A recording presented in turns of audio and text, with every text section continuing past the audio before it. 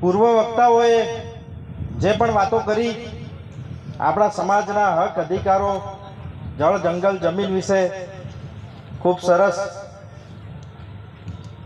હવે હું જે વાત કરવા જઈ રહ્યો છું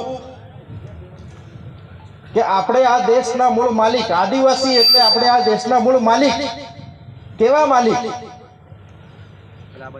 આ દેશના આપણે એવા માલિક છીએ કે જ્યાંના વડાપ્રધાન બોમ્બે થી દુબઈ અંડર વોટર ટ્રેનની શરૂઆત કરવા જઈ રહ્યા છે.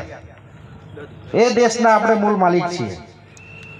આપણે એ દેશના મૂળ માલિક છીએ જ્યાં બુલેટ ટ્રેન ચાલુ થવા જઈ રહી છે.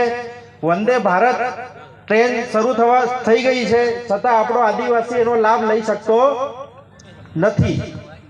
નર્મદાનું પાણી કચ્છ સુધી ગયું પણ મૂળ માલિકને પાણી મળ્યું નથી.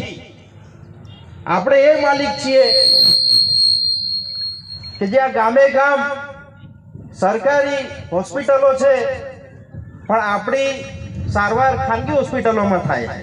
આપણે એ માલિક છીએ. આપણે એ માલિક છીએ કે આપણા ગામે ગામ દારૂના અડ્ડાઓ ચાલે છે અને આપણા ગૃહમંત્રી કહી રહ્યા છે કે એક પણ ચમરબંધીને એક પણ બુટલેગરને છોડવામાં આવશે નહીં. આપણે એ દેશના માલિક છીએ. આપણે એ દેશના માલિક છીએ કે જ્યાં આપણું જળ આપણું નથી રહ્યું, જંગલ આપણું નથી રહ્યું, જમીન આપણી નથી રહી. તો આપણે કેવા માલિક? આપણે માલિક કહેવાઈએ ખરા? એક પણ હક અધિકાર આપણને પૂરતો મળતો નથી.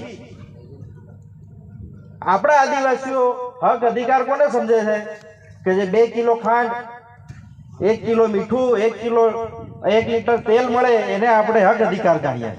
બરાબર ને? બાકી આપણને અનામતમાં કેટલા ટકા નોકરી મળે છે, અનામત શું છે, આપણને કયા હક અધિકારો, આપણા હક અધિકારો કોને કહેવાય એના વિશે કોઈ જાણકારી નથી.